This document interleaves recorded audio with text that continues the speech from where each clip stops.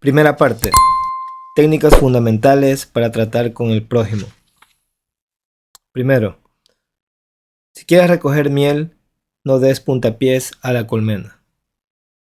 El 17 de mayo de 1937, la ciudad de Nueva York presenció la más sensacional caza de un hombre jamás conocida en esta metrópoli. Al cabo de muchas semanas de persecución, dos pistolas Crowley, el asesino, el pistolero que no bebía ni fumaba, se vio sorprendido, atrapado en el departamento de su novia en la avenida West End. 150 agentes de policía y pesquisas pusieron sitio a su escondite del último piso. Agujereando el techo, trataron de obligar a Crowley, el matador de vigilantes, a que saliera de allí, por efectos del gas lacrimógeno. Luego montaron ametralladoras en los edificios vecinos, y durante más de una hora aquel barrio, uno de los más lujosos de Nueva York, reverberó con el estampido de los tiros de pistola y el tableteo de las ametralladoras. Crowley, agazapado tras un sillón bien acolchado, disparaba incesantemente contra la policía. 10.000 curiosos presenciaron la batalla. Nada parecido se había visto jamás en las aceras de Nueva York. Cuando Crowley fue finalmente capturado, el jefe de policía Mulroney declaró que el famoso delincuente era uno de los criminales más peligrosos de la historia de Nueva York. Es capaz de matar, dijo, por cualquier motivo. ¿Pero qué pensaba Dos Pistolas Crowley de sí mismo? Lo sabemos, porque mientras la policía hacía fuego graneado contra su departamento, escribió una carta dirigida a quien corresponda, y al escribir, la sangre que emanaba de sus heridas dejó un rastro escarlata en el papel. En esa carta expresó Crowley: tengo bajo la ropa un corazón fatigado, un corazón bueno, un corazón que a nadie haría daño. Poco tiempo antes, Crowley había estado dedicado a abrazar a una mujer en su automóvil, en un camino de campo, en Long Island. De pronto un agente de policía se acercó al coche y dijo: quiero ver su licencia. Sin pronunciar palabra, Crowley sacó su pistola y acalló para siempre al vigilante con una lluvia de plomo. Cuando el agente cayó, Crowley saltó del automóvil, empuñó el revólver de la víctima y disparó otra bala en el cuerpo tendido. Y este es el asesino que dijo: tengo bajo la ropa un corazón fatigado, un corazón bueno, un corazón que a nadie haría daño. Crowley fue condenado a la silla eléctrica. Cuando llegó a la cámara fatal en Sing Sing, no declaró, por cierto: eso es lo que me pasa por asesino. No, dijo: esto es lo que me pasa por defenderme. La moraleja de este relato es: Dos Pistolas Crowley no se echaba la culpa de nada. ¿Es esta una actitud extraordinaria entre criminales? Si así le parece, escuche lo siguiente. He pasado los mejores años de la vida dando a los demás placeres ligeros, ayudándoles a pasar buenos ratos, y todo lo que recibo son insultos, la existencia de un tal hombre perseguido. Quien así habla es Al Capone. Sí, el mismo que fue enemigo público número 1, el más siniestro de los jefes de bandas criminales de Chicago. Capone no se culpa de nada. Se considera, en cambio, un benefactor público incomprendido a quien nadie apreció. Y lo mismo pensaba Dutch Schultz antes de morir por las balas de otros pistoleros en Newark. Dutch Schultz, uno de los más famosos criminales de Nueva York, aseguró en una entrevista para un diario que él era un benefactor público, y lo creía. He tenido interesante correspondencia con Lewis Lawes, que fue alcaide de la famosa cárcel de Sing Sing en Nueva York. sobre este tema, y según él, pocos de los criminales que hay en Sing Sing se consideran hombres malos. Son tan humanos como usted o como yo. Así razonan, así lo explican todo. Pueden narrar las razones por las cuales tuvieron que forzar una caja de hierro o ser rápidos con el gatillo. Casi todos ellos intentan, con alguna serie de razonamientos, falaces o lógicos, justificar sus actos antisociales, aún ante sí mismos, y por consiguiente mantienen con firmeza que jamás se les debió apresar. Si Al Capone, Dos Pistolas Crowley, Dutch Schultz, los hombres y mujeres desesperados tras las rejas de una prisión, no se culpan por nada, ¿qué diremos de las personas con quienes usted, lector o yo, entramos en contacto? John Wanamaker, fundador de las tiendas que llevan su nombre, confesó una vez: hace 30 años he aprendido que es una tontería regañar a los demás. Bastante tengo con vencer mis propias limitaciones sin irritarme por el hecho de que Dios no ha creído conveniente distribuir por igual el don de la inteligencia. Wanamaker aprendió temprano su lección. En cambio, yo he tenido que ir a los tambos por este mundo durante un tercio de siglo antes de que empezara a amanecer en mí la idea de que 99 veces de cada 100 ningún hombre se critica a sí mismo por nada, por grandes que sean sus errores.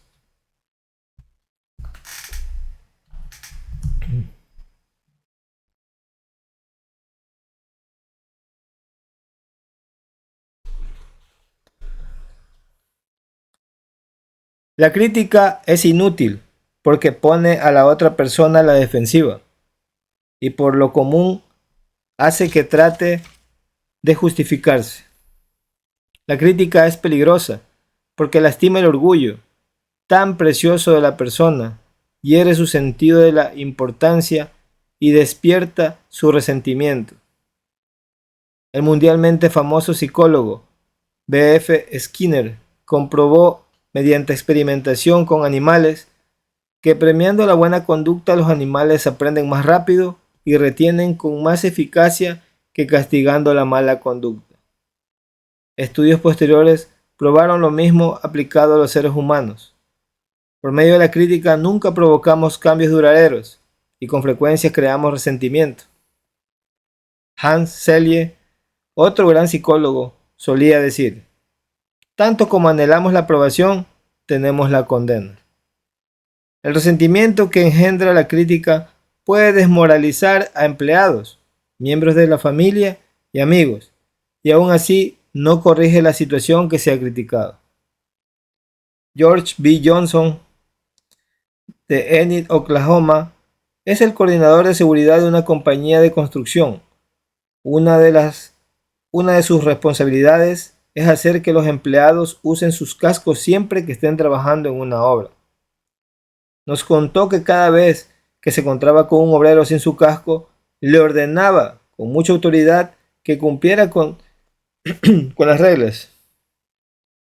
Como resultado obtenía una obediencia desganada y con frecuencia los hombres volvían a quitarse el casco ni bien les daba la espalda.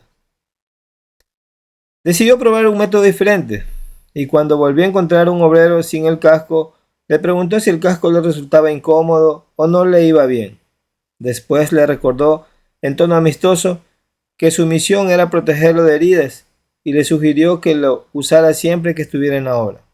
El resultado de esa actitud fue una mayor obediencia a las reglas, sin resentimientos ni tensiones emocionales. En 1000 páginas de la historia se encuentran ejemplos de la inutilidad de la crítica. Tomemos por ejemplo la famosa disputa entre Theodore Roosevelt y el presidente Taft. Una disputa que dividió al Partido Republicano. No llevó a Woodrow Wilson a la Casa Blanca. Escribió un nuevo capítulo en la Guerra Mundial y alteró la suerte de la historia. Recordemos rápidamente los hechos. Cuando Theodore Roosevelt abandonó la Casa Blanca en 1908, ayudó a Taft a que se lo eligiera como presidente y luego se fue a África a cazar leones. Al regresar, estalló. Censuró a Taft por su política conservadora. Trató de ser ungido candidato a una tercera presidencia.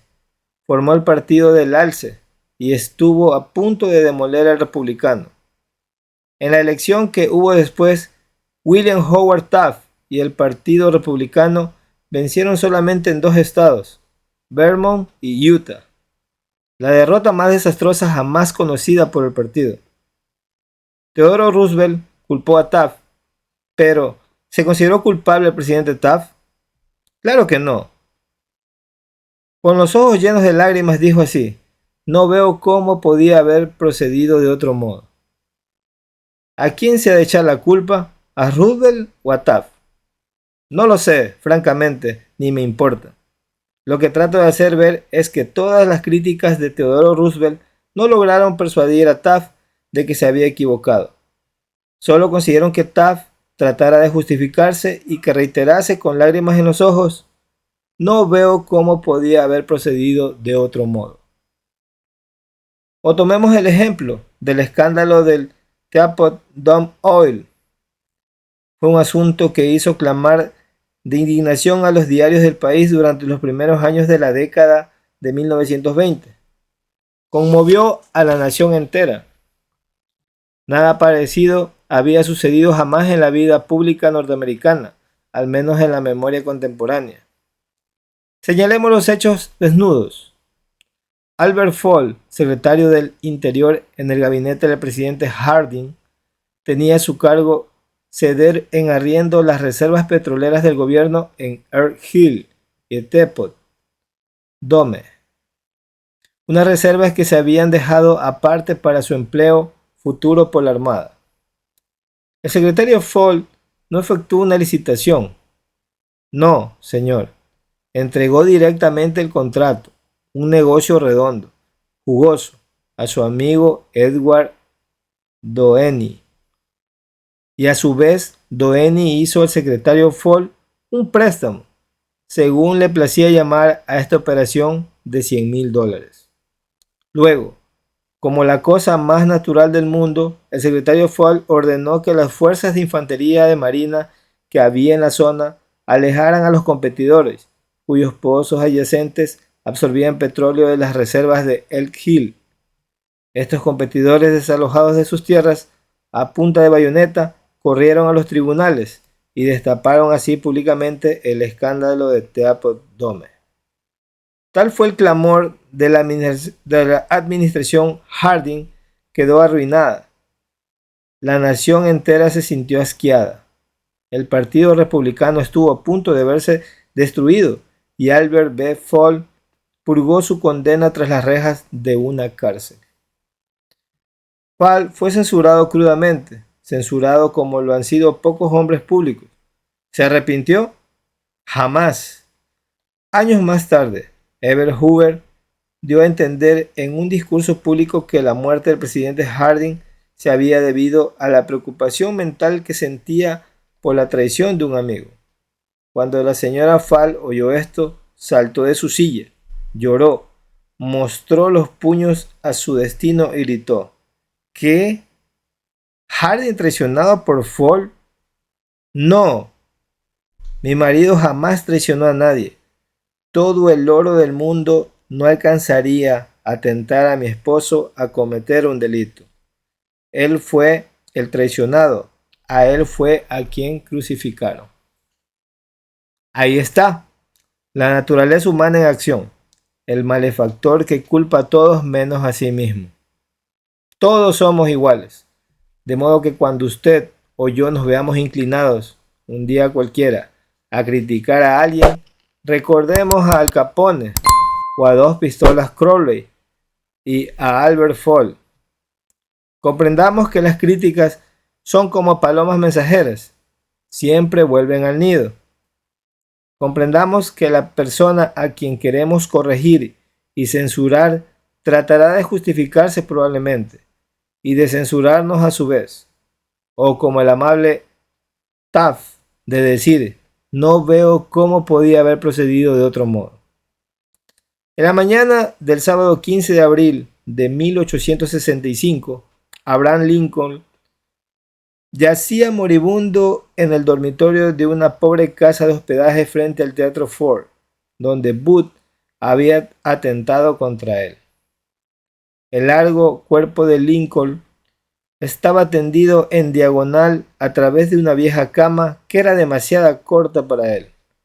Una mala reproducción del famoso cuadro La Feria de Caballos de Rosa Bonheur pendía sobre la cama, y un mortecino mechero de gas daba escasa luz amarillenta. Cuando Lincoln agonizaba, el secretario de guerra Stanton dijo: «Aquí yace el más perfecto gobernante que ha conocido jamás el mundo». ¿Cuál era el secreto de los triunfos de Lincoln en su trato con los hombres? Yo he estudiado durante 10 años la vida de Abraham Lincoln y dediqué 3 años enteros a escribir y repasar un libro titulado Lincoln el Desconocido. Creo haber hecho un estudio tan detallado y minucioso de la personalidad y la vida privada de Lincoln. ¿Cómo es posible que haga un ser humano? Realicé un estudio especial del método de Lincoln para tratar con sus semejantes. ¿Se dedicaba a criticarlos? Sí, cuando era joven, en el valle Pigeon Creek de Indiana. No solamente criticaba, sino que escribía cartas y poemas para burlarse de los demás y los dejaba en los caminos campestres, en la seguridad de que alguien los encontraría. Una de esas cartas despertó resentimientos que duraron toda una generación. Aún después de empezar a practicar leyes como abiertamente a sus rivales, aún después de empezar a practicar leyes como abogado en Springfield, Illinois, Lincoln atacaba abiertamente a sus rivales en cartas que publicaban los periódicos, pero se excedió. En el otoño de 1842 se burló de un político irlandés, vano y batallador, que se llamaba James Shields. Lincoln lo censuró crudamente en una carta anónima publicada en el Springfield Journal. El pueblo entero estalló en carcajadas. Shields, sensitivo y orgulloso, hirvió de indignación. Descubrió quién había escrito la carta, saltó en su caballo, buscó a Lincoln y lo desafió a duelo. Lincoln no quería pelear, se oponía a los duelos, pero no pudo evitarlo sin menoscabo para su honor. Tuvo la elección de las armas. Como tenía brazos muy largos, escogió sables de caballería. Tomó lecciones de esgrima de un militar de West Point. Y el día señalado, él y Shields se encontraron en un banco de arena del Mississippi, dispuestos a luchar hasta la muerte. Por fortuna, a último momento intervinieron los padrinos y evitaron el duelo. Ese fue el incidente personal más significativo en la vida de Lincoln. Resultó para él una lección de valor incalculable en el arte de tratar con los demás. Nunca volvió a escribir una carta insultante, nunca volvió a burlarse del prójimo, y desde entonces casi nunca criticó a los demás. Una vez más, tras otra, durante la guerra civil, una vez tras otra, durante la guerra civil, Lincoln puso un nuevo general al frente del ejército, del Potomac, y cada uno a su turno. McClellan, Pope, Burnside, Hooker, Meade, cometió algún trágico error e hizo que Lincoln corrigiera su despacho, a grandes pasos, presa de la desesperación. Media nación censuraba acremente a esos generales incompetentes, pero Lincoln, sin malicia para nadie, con caridad para todos, conservaba la calma. Una de sus máximas favoritas era: no juzgues si no quieres ser juzgado. Y cuando la señora de Lincoln y otras personas hablaban duramente de la gente, y cuando la señora de Lincoln y otras personas hablaban duramente de la gente del sur de los Estados Unidos, Lincoln respondía: no lo censuréis, son tal como seríamos nosotros en circunstancias similares. Pero si un hombre ha tenido alguna vez la ocasión de criticar, ese hombre ha sido Lincoln, a buen seguro. Tomemos un ejemplo. La batalla de Gettysburg se libró en los primeros 3 días de julio de 1863. En la noche del 4 de julio, Lee comenzó su retirada hacia el sur, en tanto que una gran tormenta inundaba de lluvia la tierra. Cuando Lee llegó al Potomac con su ejército en derrota, encontró un río hinchado, embravecido, imposible de pasar, ante sus tropas y un ejército unionista victorioso tras ellas. Lee estaba como en una trampa, no podía escapar. Lincoln lo advirtió. Ahí se presentaba la oportunidad como enviada por el cielo, la oportunidad de copar el ejército de Lee y poner término inmediato a la guerra. Así pues, con un hálito de gran esperanza, Lincoln ordenó a Meade que no convocara un consejo de guerra, que atacara inmediatamente a Lee. Lincoln telegrafió esas órdenes y envió un mensajero especial a Meade para instarlo a la acción instantánea. ¿Qué hizo el general Meade? Exactamente lo contrario de lo que se le decía. Convocó un consejo de guerra en directa violación de las órdenes de Lincoln. Vaciló, esperó, telegrafió todas sus excusas. Se negó rotundamente a atacar a Lee. Por fin bajaron las aguas y Lee escapó a través del Potomac con sus tierras, con sus fuerzas. Por fin bajaron las aguas y Lee escapó a través del Potomac con sus fuerzas. Lincoln estaba furioso. ¿Qué es esto?, gritó a su hijo Robert. ¡Gran Dios! ¿Qué es esto?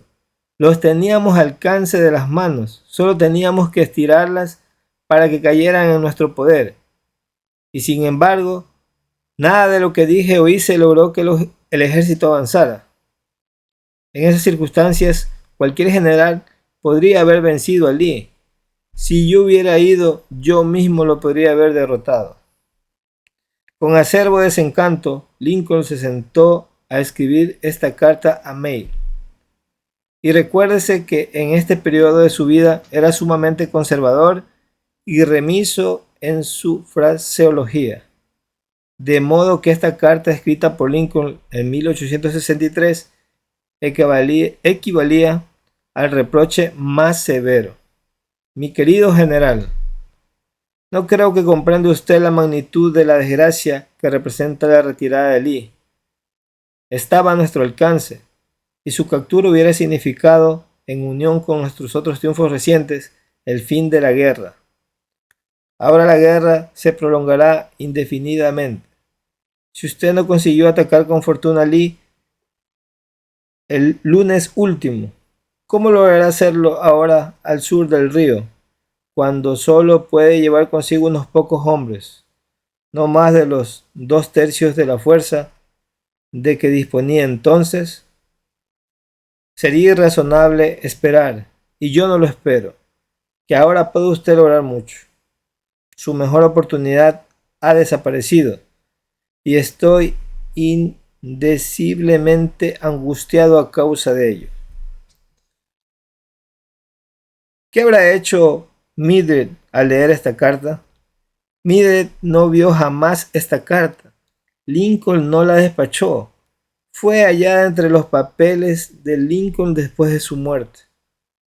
Creo, y esto es solo una opinión, que después de escribirla, Lincoln miró por la ventana y se dijo: un momento, tal vez no debería ser tan precipitado.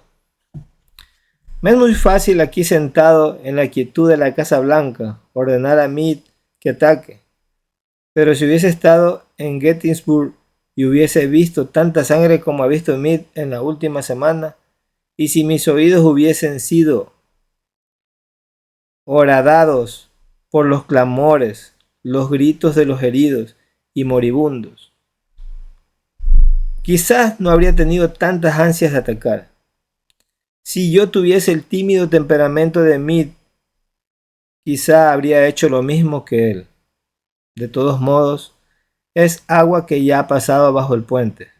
Si envío esta carta, calmaré mis sentimientos, pero haré que Meade trate de justificar sus actos. Haré que él me censure a su vez. Despertaré resquemores. Disminuiré su utilidad futura como comandante y lo llevaré acaso a renunciar al ejército. Y Lincoln dejó a un lado la carta. Porque por amarga experiencia había aprendido que las críticas y reproches acerbos son casi siempre inútiles. Theodore Roosevelt ha dicho que cuando, como presidente, se veía ante algún grave problema, solía reclinarse en su sillón y mirar un gran cuadro de Lincoln que abría sobre su escritorio en la Casa Blanca y preguntarse entonces, ¿qué haría Lincoln si se viera en mi lugar? ¿Cómo resolvería este problema? La próxima vez que sintamos la tentación de reprocharle algo a alguien, saquemos un billete de $5 de bolsillo. Miremos el retrato de Lincoln y preguntémonos, ¿cómo resolvería Lincoln este problema si estuviera en mi lugar? Mark Twain solía perder la paciencia y escribía cartas que quemaban el papel. Por ejemplo, una vez le escribió un hombre que había despertado su ira. Lo que usted necesita es un permiso de entierro. No tiene más que decirlo, y le conseguiré uno. En otra ocasión escribió a un editor sobre los intentos de un corrector de pruebas de mejorar mi ortografía y puntuación. Ordenó lo siguiente: imprima de acuerdo con la copia que le envío, y que el corrector hunda sus sugerencias en las gachas de su cerebro podrido. Mark Twain se sentía mejor después de escribir estas cartas hirientes. Le permitían descargar presión, y las cartas no hacían daño a nadie, porque la esposa del escritor las desviaba secretamente. Nunca eran despachadas. ¿Conoce usted a alguien a quien desearía modificar y regular y mejorar? Bien, espléndido. Yo estoy en su favor. Pero ¿por qué no empezar por usted mismo? Desde un punto de vista puramente egoísta, eso es mucho más provechoso que tratar de mejorar a los demás. Sí, y mucho menos peligroso.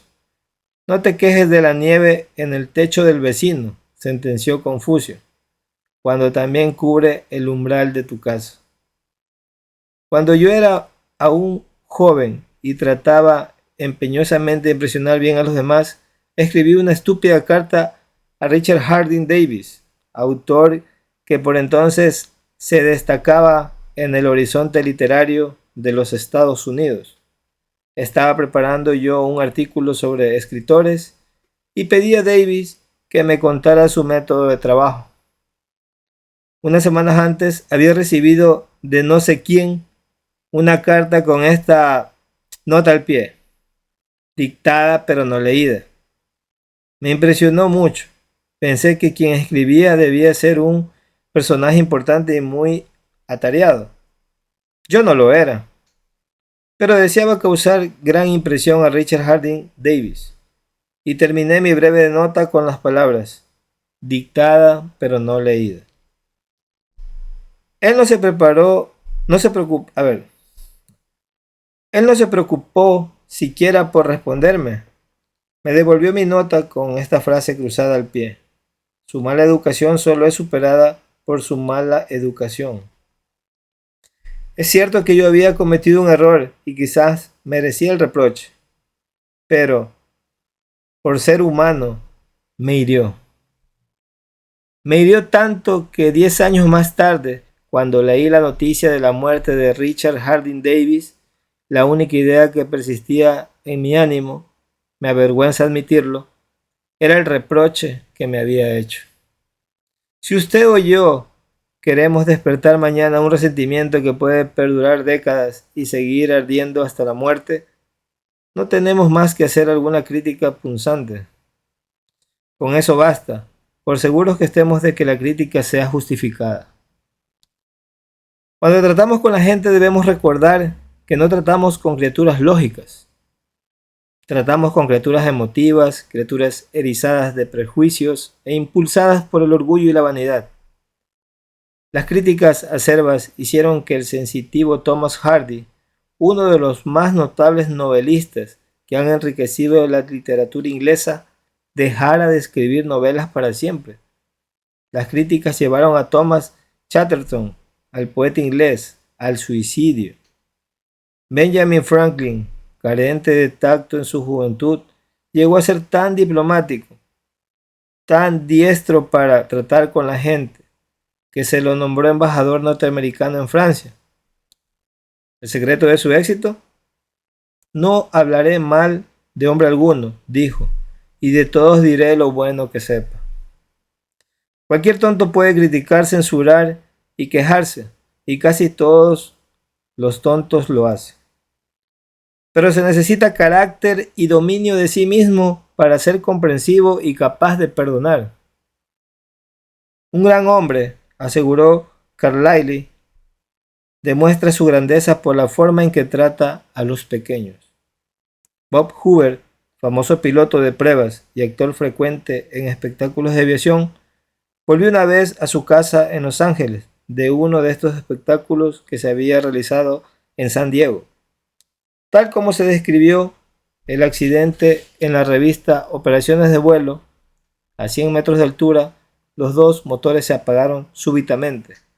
Gracias a su habilidad, Hoover logró aterrizar, pero el avión quedó seriamente dañado, pese a que ninguno de sus ocupantes resultó herido.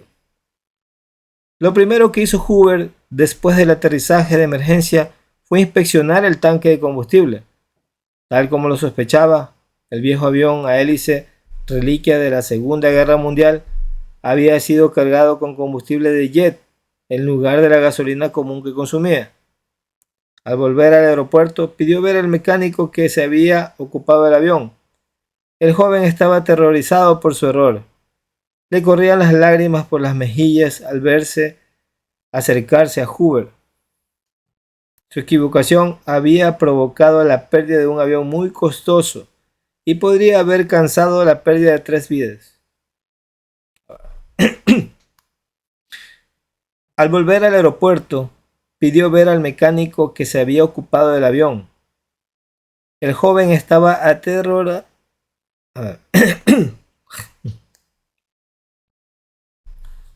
Al volver al aeropuerto, pidió ver al mecánico que se había ocupado del avión. El joven estaba aterrorizado por su error. Le corrían las lágrimas por las mejillas al ver acercarse a Hoover. Su equivocación había provocado la pérdida de un avión muy costoso y podría haber causado la pérdida de 3 vidas. Es fácil imaginar la ira de Hoover. Es posible suponer la tormenta verbal que podría provocar semejante descuido en ese preciso y soberbio piloto. Pero Hoover no le reprochó nada, ni siquiera lo criticó. En lugar de eso, puso su brazo sobre los hombros del muchacho y le dijo: para demostrarle que estoy seguro de que nunca volverá a hacerlo, quiero que mañana se ocupe de mi F-51. Con frecuencia los padres se sienten tentados. Con frecuencia los padres se sienten tentados de criticar a sus hijos. Quizás el lector espera que yo le diga, no lo haga, pero no lo haré. Solo voy a decirle que antes de criticarlos lea uno de los clásicos del periodismo norteamericano, Papá olvida. Apareció por primera vez como editorial en el diario People's Home Journal.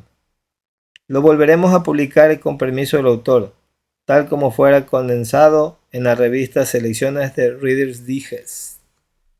Papá olvida es una de estas piecitas que, escritas en un momento de sentimiento sincero, da en la cuerda sentimental de tantos lectores que termina siendo un trozo favorito.